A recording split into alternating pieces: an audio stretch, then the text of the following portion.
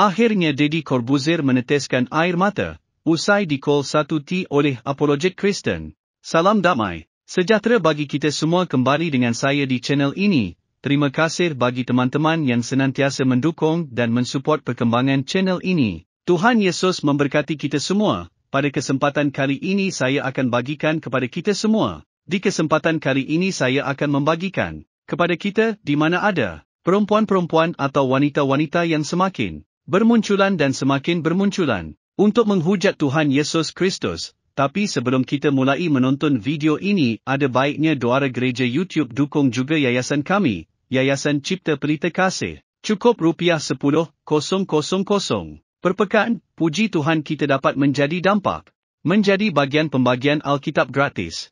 Saudara Gereja YouTube mau enggak ambil bagian dalam program membagikan 1 juta Alkitab gratis di Indonesia? Saya percaya pasti mau. Dari Gereja YouTube buat gerakan membagikan 1 juta Alkitab ke seluruh pelosok Indonesia. Pasti saudara mau satu Indonesia faham Alkitab. Kita punya sebuah program membagikan 1 juta Alkitab gratis di Indonesia. Yak jadikan Indonesia dengan membagikan Alkitab, membagikan kabar baik dan pastinya kita mau membagikan Alkitab dengan bentuk fisik. Nah ini, kalau kita bersama-sama dukung ini bisa bergandengan tangan, kita gunakan channel Gereja YouTube untuk terus bergerak maju dan berdampak mewujudkannya bersama. Misinya apa? Kita ingin mencetak 1 juta orang yang hafal dan haus akan firman Tuhan yaitu melalui Alkitab gratis. Nah kalau ini bisa terjadi 1 juta penduduk Kristen Indonesia bisa membaca Alkitab maka kalikan 10. Maka 10 juta orang akan membaca Alkitab, membaca firman Tuhan. Dengan itu, ini tidak akan terwujud kalau tidak dengan cara bergandengan tangan. Saudara-saudara Gereja YouTube kita gunakan channel Gereja YouTube untuk terus berdampak dan melayani lebih lagi. Dukung program ini, agar kita bisa membagikan 1 juta Alkitab gratis di Indonesia dengan cukup sisihkan Rupiah 10,000 per pekan. Puji Tuhan kita dapat berbagi, berdampak memuliakan nama Tuhan Yesus. Yak ikutan detailnya ada di kolom deskripsi atau bisa melalui rekening Gereja YouTube yang dinaungin atas nama Yayasan Cipta Pelita nomor bank BRI 04210034205666 dengan menulis P8. Artinya program ke-8 Gereja YouTube. Mungkin itu pengumuman kali ini. Saya Abdullah dan semua tim pelayanan di Gereja YouTube dan Yayasan Cipta Pelita mengucapkan banyak terima kasih. Tuhan Yesus memberkati. Pada kesempatan kali ini saya akan militan Hamas menyerah kepada pasukan Israel dalam jumlah besar. Hersh. Menurut seorang jurnalis Amerika, di antara mereka yang menyerah adalah ajudan senior pemimpin Hamas di Gaza, Yahya Sinjar, yang merupakan salah satu dalam serangan Hamas ke Israel pada 7 Oktober. New York, 16 Desember. _tas_. Israel terkejut dengan banyaknya militan Hamas yang menyerah kepada pasukan Israel. Tulis jurnalis investigasi S dan pemenang hadiah Pulitzer Seymour Hersh di blog Substack miliknya, mengutip sumber. Kejutan terbesar adalah jumlah pejuang Hamas di selatan yang memilih menyerah kepada pasukan Israel. Seorang pejabat Amerika yang memiliki akses terhadap informasi sensitif mengatakan sebanyak 700 tentara Hamas memilih menyerah sebagai ganti menyerah. Ditembak sekitar seminggu terakhir ini, tulisnya. Menurut pejabat yang dikutip oleh jurnalis tersebut, Israel tidak mengharapkan hal ini, dan mengharapkan Hamas akan berjuang sampai akhir. Di antara mereka yang menyerah adalah pembantu senior pemimpin Hamas di Gaza, Yahya Sinjar, yang merupakan salah satu dalam serangan Hamas terhadap Israel pada 7 Oktober. Ajudan Sinjar, yang namanya tidak dapat saya ketahui, dikatakan bertanggung jawab atas komunikasi Hamas, tambah Hersh. Kami dapatkan berita terbaru ya, tentang Hamas Israel, ya apa yang sedang terjadi atas Hamas pada hari ini, saudara. Saudara, yang namanya perang itu pasti kadang ada yang kalah, ada yang menang. Artinya hari ini mungkin ya Israel misalnya ya meninggal dunia tentaranya sekian orang. Tapi besok juga pihak Hamas ya meninggal dunia sekian orang. Ya namanya perang ya. Makanya kita jangan terkecoh dengan berita-berita, oh kalau ada Israel misalnya ditembak 10 orang oleh Hamas, langsung kita wah. Ya itu namanya perang, itu resiko ya. Begitu juga kalau pihak Hamas yang tewas ya, meninggal dunia, jangan juga kita terlalu kayak memihak bangga gitu, tidak ya. Ya, jadi kita harus netral, tapi memang inilah berita yang kami dapatkan ya. Ya, sebelumnya kita doa dulu ya. Hadirat urapan dan kuasa-Mu Tuhan bekerja atas lidah bibirku, ambil alih untuk tidak menista, memfitnah, menghina agama suku ras tertentu. Begitu juga Tuhan Yesus yang sudah di metanoia, Tuhan jamah, Tuhan urapi.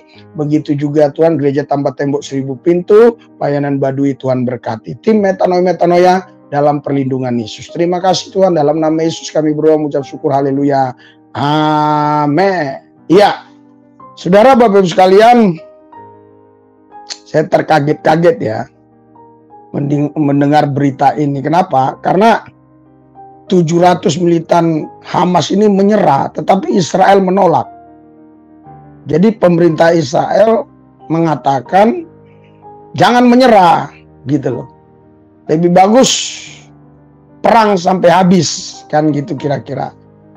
Nah, kenapa ya sampai ada pemikiran seperti itu ya dari pihak pemerintah Israel ini ya? Kenapa ada pemikiran seperti itu? Saya mencoba untuk memahami ya.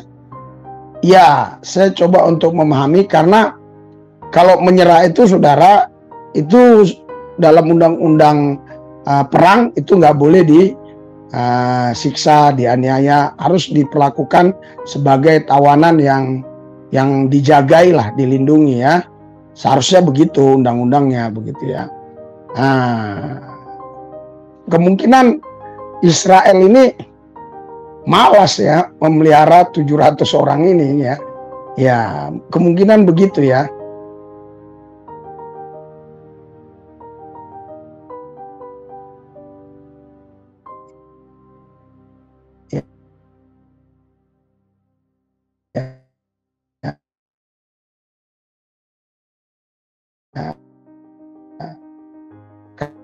Karena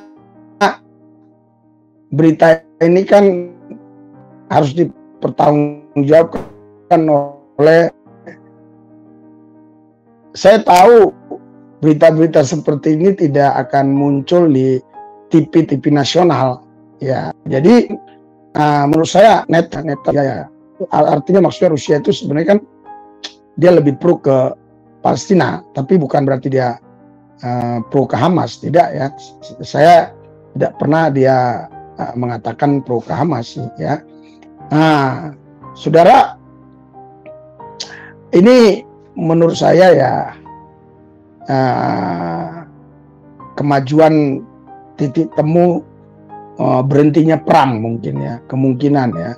Kenapa? Karena ya sudah 700 menyerah kan ya. Tapi saya sayangkan ya, kenapa tidak diterima dengan baik, justru malah yang 700 ini disuruh perang lagi ya, lawan kami gitulah kira-kira. Kau jangan nyerah. Jadi nyerah itu tidak suka kami nyerah. Kami suka kalau kalian kalahnya kalah perang gitu loh. Wah, ngeri ya. Ini memang singa betina ini, singa jantan ini ya. Yehuda itu singa betina dan singa jantan, kata Alkitab tuh di Kejadian 49 tuh ya. Makanya ya susah ngerubah otak seperti itu ya. Susah, karena punya sifat balas dendam. Ya, punya sifat balas dendam gitu ya. Jadi kalau dia nggak balas dendam, rasanya nggak puas. Ya begitulah. Ya, mereka ya, Israel gitu ya. Ya, makanya Israel ini jelas kok di Alkitab dicatat manusia tegar tengkuk. Ya, manusia tegar tengkuk. Iya, benar. Itu yang dicatat di Alkitab ya. Jadi wajar aja ya kalau dia mengatakan saya tidak menginginkan ya kalian ini menyerah. Saya mau kalian ini perang sampai tetesan darah terakhir, kan begitu. Iya. Saudara, ya kita sebenarnya tidak menghendaki seperti itu. Kalau saya pribadi menghendaki supaya mereka ini damai ya. Damai. Tetapi kan Israel punya pertimbangan-pertimbangan. Ya, kalau damai nanti ya apa mereka ini betul-betul berubah ya, bertobat atau nggak nyerang lagi kan gitu. Nanti kalau nyerang lagi bagaimana kan gitu kan. Karena beberapa hari yang lalu ya saya sudah sampaikan ya, mereka ini minta Israel memberhentikan perangnya, serangannya atau memberhentikan perang ya, dan mereka juga ingin bergabung dengan PLO. PLO itulah yang asli organisasi yang sah di PBB, pembebasan Palestina ya, kemerdekaan Palestina ya. Iya. Tapi Israel menolak. Artinya Israel belum mengiyain gitu ya. Nah, kalau kita kan rindu terjadinya kedamaian, ya kan.